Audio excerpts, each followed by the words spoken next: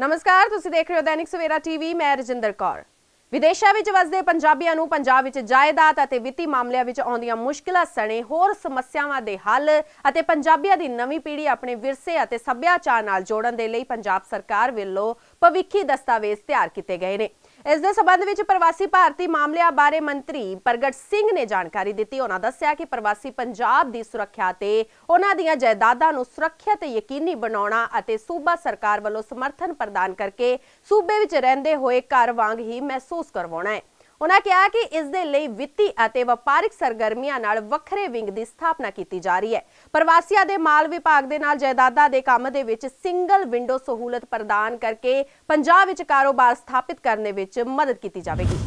खास करके क्योंकि मेरे को महकमा है, मैं ये एक टीम लाई सी काम करने जिहड़ी कि रिसर्च की जिने और जो सानू रिसर्च दे विच उन्हां बच्चों को खास करके मेरा आइडिया की आ कि जिहड़ी थर्ड जनरेशन आ, क्योंकि जिहड़ी फस्ट सैकंड जनरेशन तो फिर भी किते ना किते कनैक्टेड आ, जिहड़ी थर्ड जनरेशन आ उन्होंने किद्दां रीकनैक्ट करना, क्योंकि पंजाबी इत्थों प्रॉपर्टी बेच के जा रहे हैं। जदों अपनियां रूट्स तो सब कुछ बेच के चले गए तो फिर उन्हां दा कदी भी कनैक्ट नहीं होना।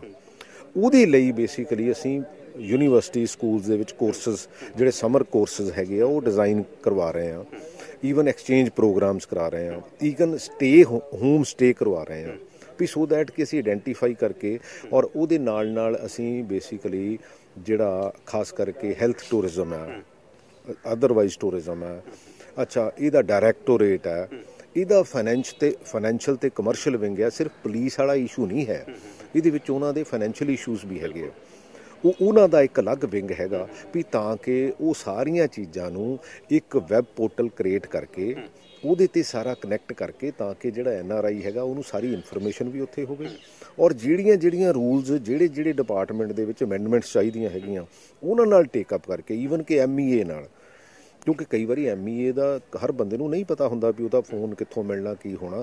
So we have to be a nodal agency, we have to be a nodal department so that कि वो तां ही हो सकता जे साडे कोल डायरैक्टोरेट होਊਗਾ, क्योंकि डायरैक्टोरेट इस महकमे दे विच नहीं हैगा। सो इन्हां सारियां चीज़ां नूं क्लब करके ताकि एक उन्हां दा कॉन्फिडेंस बिल्डअप होवे, ताकि उन्हां नूं एक सिंगल विंडो ते वो फैसिलिटीज़ दित्तियां जा सकन जिहदे नाल ओह रीकनैक्ट करन ते ਜਿਹੜੇ देश तो भी आउण उन्हां नूं ऐ लगे भी इहदे विच ते साडे च कोई बहुत फर्क नहीं है। किसी भी काम नूं करन लई डायरैक्टोरेट हुंदा, इस महकमे दा डायरैक्टोरेट ही है नहीं। कदों तक करना नहीं इनू तो देखो इनू समा तो लगूगा एस्टैबलिश करते मैं नहीं कहता कि ओवरनाइट, बट ये एक विजन हैगी आ, इहदे ते बैकग्राउंड ते काम होया हैगा, क्योंकि विजन तो ही गां RDF बनती हैगी आ। इहदी बेसिकली वो सारी कुछ जिथे जिथे भी मान लो कई डिपार्टमेंट्स नाल ये कनैक्ट होऊगा, मान लो रेवन्यू डिपार्टमेंट नाल कनैक्ट होऊगा, ईवन के जिहड़ा हैल्थ डिपार्टमेंट आ उहदे नाल कनैक्ट होऊगा। अच्छा ये सारियां चीज़ां जदों कनैक्ट होंगियां, क्योंकि ये फिर अल्टीमेटली सानू जे विधान सभा च जाण की जरूरत पई असीं विधान सभा च लिजा सकते हैं, जे सानू कैबिनेट तो जरूरत पई असीं कैबिनेट की जिहड़ी अप्रूवल लै सकते हैं। सो ये सारियां चीज़ां करन लई क्योंकि फाइनांस डिपार्टमेंट भी इनवॉल्व होऊगा, सो सारियां चीज़ां होणगियां। बट हाँ मैं नहीं कहता कि इनू असीं कल नूं बना दांगे, इनू परसों नूं बना दांगे, टाइम लगूगा। ये सारियां चीज़ां जिहड़ियां मेरियां एजुकेशन महकमे च चाहे इस NRI महकमे चाहे स्पोर्ट्स महकमे चाहे 100 साल पूरे होने ते श्रोमणी अकाली दल वालों मोगा विच वड्डी रैली की गई। इस मौके सांसद हरसिमरत कौर बादल वालों भारतीय जनता पार्टी ते निशाने साधे गए। उन्होंने कहा कि खेती कानून रद्द करके भारतीय जनता पार्टी ने किसानों को कोई तोहफा नहीं दिता है, सगों किसानों के संघर्ष अगे भाजपा ने गोडे टेके ने अते भाजपा ने ही 700 किसानों को शहीद किया है। भाजपा नाल गठजोड़ ते उन्होंने कहा कि हुण उन्हां दा बसपा नाल समझौता है, भाजपा ने किसानों के पिठ विच छुरा मारिया है, इसलिए उन्हां नाल अकाली दल दा समझौता नहीं हो सकता।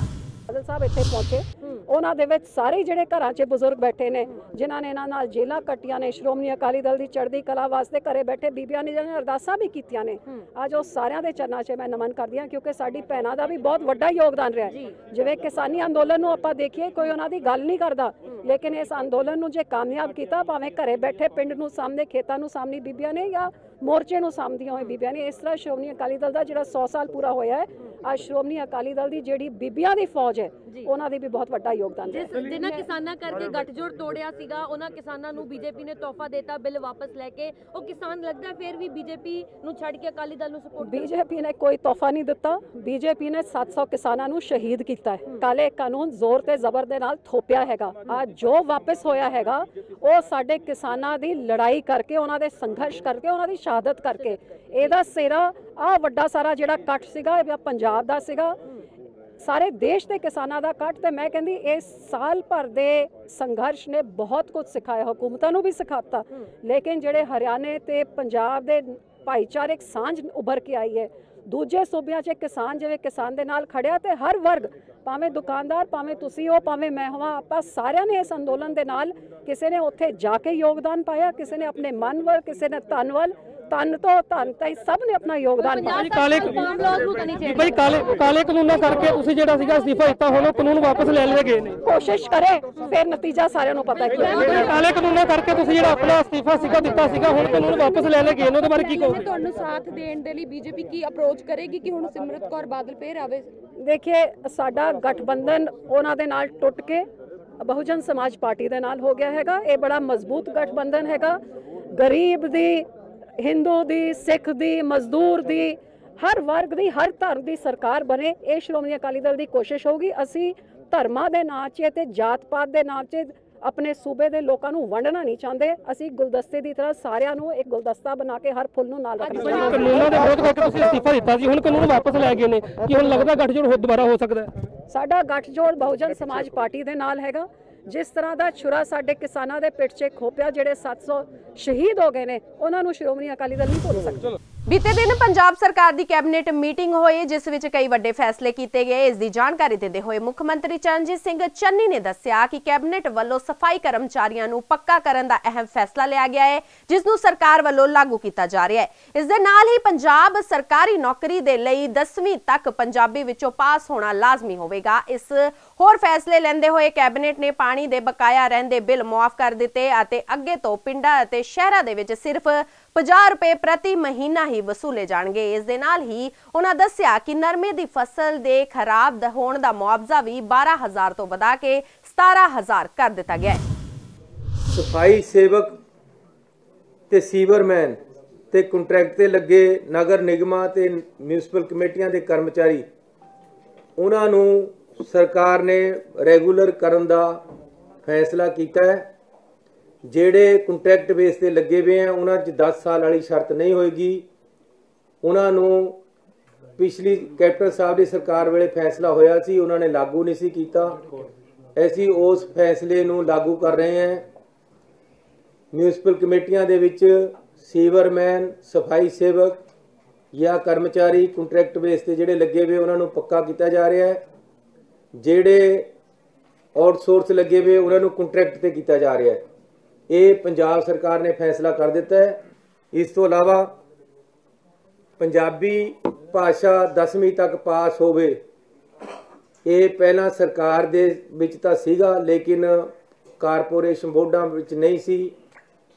ਬਾਕੀ ਜਿਹੜੇ ਸਰਕਾਰ ਦੇ ਅਰਧ ਸਰਕਾਰੀ ਅਦਾਰੇ ਉਹਨਾਂ ਵਿੱਚ ਨਹੀਂ ਸੀ। ਉਹਨਾਂ ਵਿੱਚ ਵੀ ਸਰਕਾਰ ਨੇ ਫੈਸਲਾ ਲੈ ਲਿਆ ਕਿ ਕਿਸੇ ਨੇ ਨੌਕਰੀ ਲੱਗਣਾ ਹੈ ਤਾਂ 10ਵੀਂ ਤੱਕ ਪੰਜਾਬੀ ਪਹਿਲਾਂ ਪਾਸ ਹੋਣੀ ਚਾਹੀਦੀ, ਤਾਂ ਉਹਨੂੰ ਨੌਕਰੀ ਮਿਲੇਗੀ। ਇਹਦੇ ਨਾਲ ਜਿਹੜੇ ਬਾਹਰ ਤੋਂ ਆ ਕੇ ਨੌਕਰੀ ਭਾਲਦੇ ਆ ਉਹਨਾਂ ਨੂੰ ਰੋਕ ਕੇ ਪੰਜਾਬੀਆਂ ਨੂੰ ਹੀ ਨੌਕਰੀ ਮਿਲੇਗੀ। ਪਾਣੀ ਦੇ ਏਰੀਆ ਪਿੰਡਾਂ ਦੇ ਵਿੱਚ ਤੇ ਸ਼ਹਿਰਾਂ ਦੇ ਵਿੱਚ ਨੋਟੀਫਿਕੇਸ਼ਨ ਹੋ ਗਈ ਸੀ। ਪਿੰਡਾਂ ਦੇ ਵਿੱਚ ਕਨਫਿਊਜ਼ਨ ਸੀਗੀ, ਅਸੀਂ ਕਲੀਅਰ ਕਰ ਦਿੱਤਾ ਹੈ ਕੈਬਨਿਟ ਦੇ ਵਿੱਚ ਕਿ ਪੁਰਾਣੇ ਬਕਾਏ ਪਾਣੀ ਦੇ ਜਿਹੜੇ ਪਿੰਡਾਂ ਦੇ ਵਿੱਚ ਖੜੇ ਸੀ ਉਹਨਾਂ ਨੂੰ ਪੰਜਾਬ ਸਰਕਾਰ ਨੇ ਮਾਫ ਕਰ ਦਿੱਤਾ ਹੈ। ਪੁਰਾਣੇ ਬਕਾਏ ਦੇਣ ਦੀ ਲੋੜ ਨਹੀਂ। ਅੱਗੇ ਨੂੰ 50 ਰੁਪਏ ਫਲੈਟ ਰੇਟ ਤੇ ਬਿੱਲ ਆਏਗਾ ਪਿੰਡਾਂ ਦੇ ਵਿੱਚ ਤੇ ਸ਼ਹਿਰਾਂ ਦੇ ਵਿੱਚ। ਪਹਿਲਾਂ ਪਿੰਡਾਂ ਦੇ ਵਿੱਚ 160 ਰੁਪਇਆ ਸੀ, ਸ਼ਹਿਰਾਂ ਦੇ ਵਿੱਚ 105 ਰੁਪਏ ਤੋਂ ਲੈ ਕੇ 250 ਰੁਪਏ ਤੱਕ ਪਾਣੀ ਦਾ ਬਿੱਲ ਸੀ। ਹੁਣ ਪਿੰਡਾਂ ਤੇ ਸ਼ਹਿਰਾਂ ਦਾ ਫਲੈਟ ਰੇਟ 50 ਰੁਪਏ ਬਿੱਲ ਆਏਗਾ, ਪੁਰਾਣੇ ਬਕਾਏ ਮਾਫ ਹੈ। ਜਿਹੜੀ ਨਰਮੇ ਦੀ ਫਸਲ ਦਾ ਨੁਕਸਾਨ ਹੋਇਆ ਉਹਦਾ ਪੰਜਾਬ ਸਰਕਾਰ ਨੇ 12,000 ਰੁਪਇਆ ਮੁਆਵਜ਼ਾ ਭੇਜਿਆ। ਕਿਸਾਨਾਂ ਦਾ ਐਜੀਟੇਸ਼ਨ ਚੱਲ ਰਿਹਾ ਸੀ। ਉਗਰਾਹਾਂ ਗਰੁੱਪ ਤੇ ਦੂਸਰੇ ਕਿਸਾਨ ਸਾਡੇ ਨਾਲ ਆਏ ਸੀ ਮਿਲਣ। ਅਸੀਂ ਫੈਸਲਾ ਕੀਤਾ ਸੀ ਉਹਨਾਂ ਦੇ ਨਾਲ ਕਿ ਅਸੀਂ 17,000 ਰੁਪਈਆ ਜਿਹੜਾ ਮੁਆਵਜ਼ਾ ਕਰ ਦਾਂਗੇ। ਕੈਬਨਿਟ ਨੇ ਕਲੀਅਰ ਕਰ ਦਿੱਤਾ ਹੈ। 12,000 ਡੀਸੀਆਂ ਕੋਲ ਚਲੇ ਗਿਆ। 5-5 ਅਸੀਂ ਹੋਰ ਭੇਜਾਂਗੇ। ਕੈਬਨਿਟ ਦਾ ਫੈਸਲਾ ਹੋ ਗਿਆ ਹੈ। ਇਸ ਤੋਂ ਇਲਾਵਾ ਮੁੱਖ ਮੰਤਰੀ ਨੇ ਦੱਸਿਆ ਕਿ ਕੈਬਨਿਟ ਮੀਟਿੰਗ ਵਿੱਚ ਇੱਕ ਹੋਰ ਅਹਿਮ ਫੈਸਲਾ ਲਿਆ ਗਿਆ ਹੈ, ਜਿਸ ਦੇ ਤਹਿਤ ਆਰਥਿਕ ਤੌਰ ਤੇ ਕਮਜ਼ੋਰ ਵਰਗ ਦੇ ਲਈ 25,000 ਘਰ ਬਣਾ ਕੇ ਸਰਕਾਰ ਵੱਲੋਂ ਦਿੱਤੇ ਜਾਣਗੇ, ਜਿਸ ਦੀ ਜ਼ਮੀਨ ਦਾ ਕੋਈ ਵੀ ਪੈਸਾ ਨਹੀਂ ਲਿਆ ਜਾਵੇਗਾ। ਸਿਰਫ ਘਰ ਬਣਾਉਣ ਦਾ ਖਰਚਾ ਹੀ ਕਿਸ਼ਤਾਂ ਵਿੱਚ ਲਿਆ ਜਾਵੇਗਾ। ਇਸ ਦੇ ਨਾਲ ਹੀ 28 ਅਦਾਰੇ ਅਪਗ੍ਰੇਡ ਕੀਤੇ ਜਾਣਗੇ। ਇੱਕ ਟਰੋਮਾ ਸੈਂਟਰ ਬਣਾਇਆ ਜਾਏਗਾ ਅਤੇ 229 ਸਕੂਲਾਂ ਨੂੰ ਅਪਗ੍ਰੇਡ ਕੀਤਾ ਜਾਵੇਗਾ। ਮਿੰਨੀ ਬੱਸਾਂ ਦਾ ਟੈਕਸ ਘਟਾ ਕੇ 1 ਸਾਲ ਦਾ 20,000 ਰੁਪਏ ਕਰ ਦਿੱਤਾ ਗਿਆ ਹੈ। ਅੱਜ ਕੈਬਨਿਟ ਨੇ ਇੱਕ ਬਹੁਤ ਹੀ ਅੱਛਾ ਫੈਸਲਾ ਲਿਆ ਹੈ। ਜਿਹੜਾ ਇਕਨੋਮਿਕਲੀ ਵੀਕਰ ਸੈਕਸ਼ਨ ਹੈ, ਲਗਭਗ 400 ਏਕੜ ਦੇ ਵਿੱਚ ਪੰਜਾਬ ਦੇ ਵਿੱਚ ਲੁਧਿਆਣਾ, ਜਲੰਧਰ, ਅੰਮ੍ਰਿਤਸਰ, ਮੋਹਾਲੀ 25,000 ਨਵੇਂ ਘਰ ਬਣਾ ਕੇ ਦਿੱਤੇ ਜਾਣਗੇ। ਬਹੁਤ ਹੀ ਉਹਦੇ ਵਿੱਚ ਜ਼ਮੀਨ ਦੀ ਕੀਮਤ ਜਿਹਨੂੰ ਮਕਾਨ ਦੇਣਾ ਉਹ ਤੋਂ ਨਹੀਂ ਲੈਣੀ ਹੈ। ਸਰਕਾਰ ਨੇ ਸਿਰਫ ਜਿਹੜੀ ਉੱਪਰ ਕੰਸਟਰਕਸ਼ਨ ਹੋਣੀ ਉਹਦੀ ਕੀਮਤ ਹੈ ਜਿਹੜੀ ਉਹ ਲੈਣੀ ਹੈ, ਲੇਕਿਨ ਉਹ ਵੀ ਬੈਂਕ ਦੇ ਨਾਲ ਕੰਟਰੈਕਟ ਕਰ ਲਿਆ ਹੈ। ਲਗਭਗ 4,000 ਰੁਪਈਆ ਪ੍ਰਤੀ ਮਹੀਨਾ ਕਿਸ਼ਤ ਤੇ 25,000 ਮਕਾਨ ਅਸੀਂ 25,000 ਲੋਕਾਂ ਨੂੰ ਦਵਾਂਗੇ ਬਣਾ ਕੇ। ਉਸ ਦਾ ਅੱਜ ਕੈਬਨਿਟ ਨੇ ਫੈਸਲਾ ਕਰ ਲਿਆ ਹੈ। 400 ਏਕੜ ਜ਼ਮੀਨ ਦੀ ਸ਼ਨਾਖਤ ਕਰ ਲਈ ਅਸੀਂ, ਸਾਡੇ ਕੋਲ ਹੈ ਤੇ ਅਸੀਂ ਉਹਦੇ 'ਚ ਬਣਾਉਣ ਲੱਗੇ ਹਾਂ। ਇਹਦੀਆਂ ਦਰਖਾਸਤਾਂ ਲੈ ਕੇ ਲਾਟਰੀ ਸਿਸਟਮ ਨਾਲ ਦਿੱਤਾ ਜਾਏਗਾ।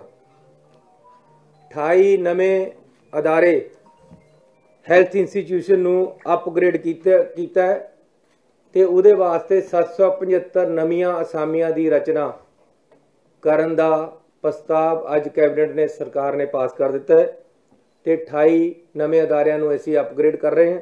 ਮਰੰਡੇ ਦੇ ਵਿੱਚ ਇੱਕ ਟਰੋਮਾ ਸੈਂਟਰ ਪਾਸ ਕੀਤਾ ਗਿਆ ਹੈ। ਇਸੇ ਤਰ੍ਹਾਂ 229 ਸਕੂਲਾਂ ਨੂੰ ਅੱਜ ਅਸੀਂ ਅਪਗ੍ਰੇਡ ਕਰ ਰਹੇ ਹਾਂ, ਮਿਡਲ ਤੋਂ ਹਾਈ ਜਾਂ ਹਾਈ ਤੋਂ ਹਾਇਰ ਸੈਕੰਡਰੀ। ਇਹ 229 ਸਕੂਲ ਹੈ। ਮਿੰਨੀ ਬੱਸਾਂ ਤੇ ਟੈਕਸ ਪਹਿਲਾਂ 30,000 ਸੀ, ਹੁਣ ਪੰਜਾਬ ਸਰਕਾਰ ਨੇ 20,000 ਕਰ ਦਿੱਤਾ ਹੈ ਸਾਲ ਦਾ। 100 ਸਾਲ ਪੂਰੇ ਹੋਣ ਤੇ ਸ਼੍ਰੋਮਣੀ ਅਕਾਲੀ ਦਲ ਵੱਲੋਂ ਮੋਗਾ ਦੇ ਪਿੰਜ ਕਿਲੀ ਚਾਹਲ ਵਿਖੇ ਵੱਡੀ ਰੈਲੀ ਕੀਤੀ ਗਈ, ਜਿਸ ਵਿੱਚ ਅਕਾਲੀ ਦਲ ਅਤੇ ਬਸਪਾ ਦੀ ਸਮੁੱਚੀ ਲੀਡਰਸ਼ਿਪ ਤੋਂ ਇਲਾਵਾ ਅਕਾਲੀ ਦਲ ਦੇ ਸਰਪ੍ਰਸਤ ਪ੍ਰਕਾਸ਼ ਸਿੰਘ ਬਾਦਲ ਵੀ ਪਹੁੰਚੇ। ਇਸ ਮੌਕੇ ਪ੍ਰਕਾਸ਼ ਸਿੰਘ ਬਾਦਲ ਨੇ ਸੰਬੋਧਨ ਕਰਦਿਆਂ ਕਿਹਾ ਕਿ ਲੰਬੇ ਸਮੇਂ ਤੋਂ ਬਾਅਦ ਉਹਨਾਂ ਦਾ ਬਸਪਾ ਦੇ ਨਾਲ ਗੱਠਜੋੜ ਹੋਇਆ ਹੈ। ਅਕਾਲੀ ਦਲ ਬਸਪਾ ਦਾ ਇਹ ਇਤਿਹਾਸਿਕ ਗੱਠਜੋੜ ਹੈ। ਇਸ ਵਾਰ ਵਿਧਾਨ ਸਭਾ ਚੋਣਾਂ ਦੇ ਨਤੀਜੇ ਹੈਰਾਨ ਕਰਨ ਵਾਲੇ ਆਉਣਗੇ। ਉਹਨਾਂ ਕਿਹਾ ਕਿ ਅਜਿਹੇ ਨਤੀਜੇ ਬਾਬੂ ਕਾਂਸ਼ੀ ਰਾਮ ਵੇਲੇ ਪਾਰਲੀਮੈਂਟ ਚੋਣਾਂ ਸਮੇਂ ਆਏ ਸਨ, ਹੁਣ ਵੀ ਅਜਿਹਾ ਹੀ ਹੋਵੇਗਾ।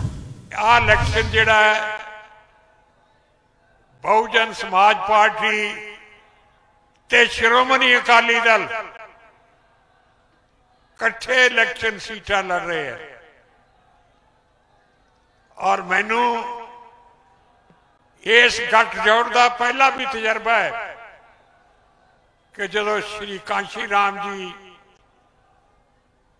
ਉਹ ਬਹੁਜਨ ਸਮਾਜ ਪਾਰਟੀ ਦੇ ਜਨਮਦਾਤਾ ਵੀ ਸਨ ਔਰ ਉਹ ਪੰਜਾਬ ਦੇ ਵੀ ਸਨ, ਉਹਨਾਂ ਨਾਲ ਮੋਢਾ ਲਾ ਕੇ ਮੈਨੂੰ ਚੱਲਣ ਦਾ ਮੌਕਾ ਮਿਲਿਆ।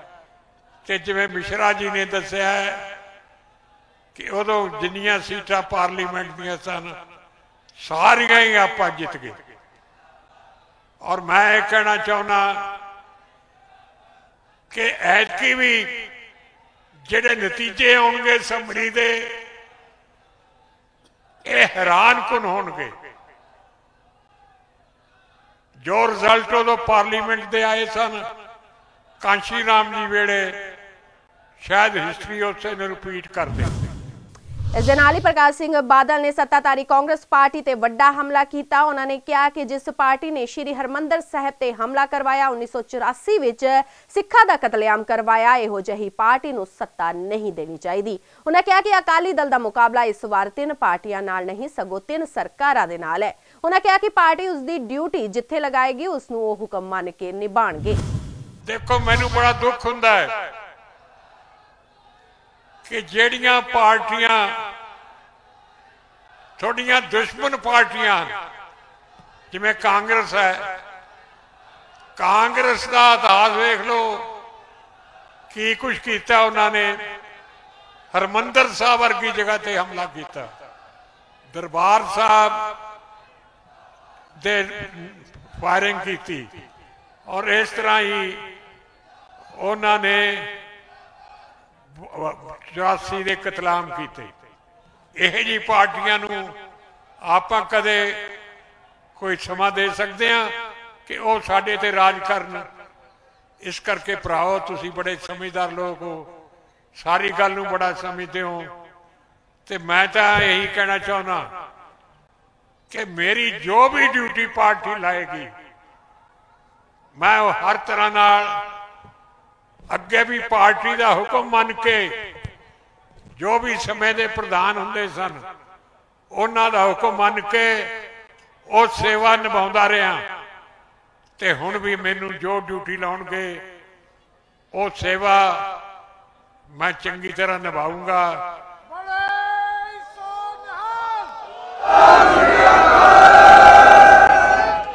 मैं यही कहना चाहना कि थोड़ा मुकाबला 3 सरकारां नाल है, ये भी दिमाग सोच लो। एक सूबे की कांग्रेस सरकार, दूजी सेंटर की सरकार बीजेपी, तीसरी ये आम आदमी ओदी भी सरकार। आपां 3 सरकारां नाल इलेक्शन लड़ रहे हैं। उत्तर प्रदेश के लखीमपुर विच होई हिंसा नूं स्पैशल टास्क टीम ने सोची समझी साजिश दस्सिया है। SIT दे जांच अधिकारियों ने दोषियों विरुद्ध धारावां वधाउण दे लई कोर्ट विच अर्जी दायर की है। कोर्ट वल्लों केंद्रीय गृह राज मंत्री अजय मिश्रा दे पुत्र आशीष मिश्रा सने 14 दोषियों नूं तलब किया गया है।